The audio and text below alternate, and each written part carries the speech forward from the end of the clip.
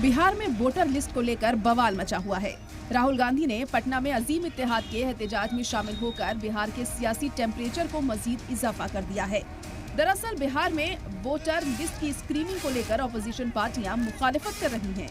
यहाँ राहुल गांधी ने election commission पर बड़ा इल्जाम लगाया कि जैसे महाराष्ट्र का चुनाव चोरी हो गया था, वैसे ही बिहार के चुनाव को चोरी करने की कोशिश की जा रही है। चुनाव चोरी किया गया था, वैसे ही बिहार का चुनाव चोरी करने की कोशिश की जा रही है। पटना में राहुल गांधी और तेजस्वी यादव एक रथ पर सवार होकर इलेक्शन कमीशन के दफ्तर के लिए निकले। इस दौरान बड़ी तादाद में अपोजिशन पार्टियों के कारकुनान मौजूद रहे। राहुल और तेजस्वी का ट्रक इलेक्शन कमीशन दफ्तर की ओर बढ़ रहा था, लेकिन पुलिस ने उससे पहले ही बैरिकेडिंग कर रखी थी और उनके ट्रक को इलेक्शन कमीशन के दफ्तर तक पहुंचने से पहले ही रोक लिया गया। इससे पहले राहुल गांधी ने इलेक्शन कमीशन और बीजेपी पर जोरदार हमला बोला। हिंदुस्तान की जनता को और बिहार की जनता को कह रहा हूं कि महाराष्ट्र का चुनाव चोरी किया गया था और जैसे महाराष्ट्र का चुनाव चोरी किया गया था, वैसे ही बिहार का चुनाव चोरी करने की कोशिश की जा रही है। दरअसल बिहार में इलेक्शन कमीशन चुनावों से पहले वोटर आईडी कार्ड अपडेशन कर रहा है, लेकिन अपोजिशन पार्टियां और लीडरान इल्जाम लगा रहे हैं कि वोटर्स से वोट का हक छीनने की साजिश हो रही है। वहीं बीजेपी की ओर से दावा किया जा रहा है कि घुसपैठियों को हर हाल में वोटर लिस्ट से बाहर किया जाएगा।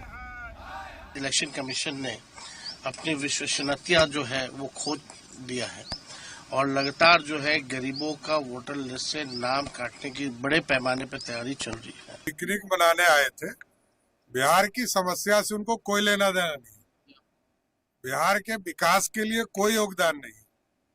ये लोग पिकनिक मनाने वाले नेता लोग हैं। कोई व्यक्ति किसी संस्था में अगर बैठा हुआ है तो वो संस्था से बड़ा नहीं है। संस्थाएं निरंतरता में चलती हैं, संवाद से चलती हैं। ये नहीं कि किसी के इशारे, किसी के इरादे पर आप बिना सुने निर्णय लेना शुरू करें। एक दबाव की राजनीति हो रही है क्या? या तो आप कोर्ट में विश्वास करिए या सड़क पर विश्वास करिए। जब कल सुप्रीम कोर्ट में सुनवाई होने वाली है तो आज ये कौन सा दबाव बनाया जा रहा है? ऑपोजिशन की ओर से इलेक्शन कमीशन पर बीजेपी के इशारे पर काम करने का इल्जाम लगाया जा रहा है। हालांकि इलेक्शन कमीशन की ओर से बताया गया है कि ये प्रोसेस मुल्क की हर रियासत में नाफिज है। दरअसल इलेक्शन कमीशन की ओर से ID card, birth certificate, caste certificate और पासपोर्ट समेत 11 दस्तावेज दिखाने को कहा गया है। लेकिन ऑपोजिशन सवाल उठा रहा है कि इन दस्तावेजों में वोटर आईडी कार्ड के लिए आधार कार्ड वैलिड क्यों नहीं है, राशन कार्ड जैसा दस्तावेज जो सभी के पास होता है वो क्यों नहीं माना जा रहा है, मनरेगा जॉब कार्ड को दस्तावेजों में शामिल क्यों नहीं किया गया है और वोटर आईडी कार्ड जिससे वोटर्स अब तक वोट देते आए हैं वो वैलिड क्यों नहीं है। ये गरीबों का वोट, दलितों का वोट, नौजवानों का वोट, किसानों मजदूरों का वोट के अधिकार से ये वंचित करना चाहते हैं। भाजपा आयोग, चुनाव आयोग ना बने, चुनाव आयोग निष्पक्षता से चुनाव कराए। जनता इनके साथ नहीं है, सिर्फ कांग्रेस और राजद के कार्यकर्ता ये सब हरकत कर रहे हैं। जनता ने बिहार बंद को पूरी तरह से नकार दिया है। ये फोटो शूट के लिए जरूर राहुल गांधी और तेजस्वी यादव चौराहे पे चले जाएंगे, लेकिन आम लोग इनके बिहार बंद को नकार चुके हैं। इलेक्शन से कबल इलेक्शन कमीशन की जानिब से वोटर आईडी कार्ड के वेरिफिकेशन पर AIMIM के चीफ असदुद्दीन ओवैसी ने भी बयान दिया है और इसे NRC की रिहर्सल बताया है। जिसका नाम नहीं आएगा वो तो अपना वोट भी खो देगा, उसकी लाइवलीहुड का भी उसको नुकसान हो जाएगा। ऑपोजिशन इलेक्शन कमीशन पर निशाना साध रहा है।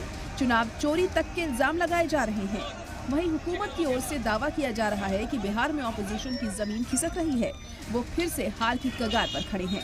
लिहाजा ऑपोजिशन के पास इलेक्शन कमीशन के हर फैसले पर नाराजगी जाहिर करने और लोगों को गुमराह करने के अलावा कोई ऑप्शन नहीं बचा है। पटना से प्रशांत झा के साथ ब्यूरो रिपोर्ट, सलाम टीवी।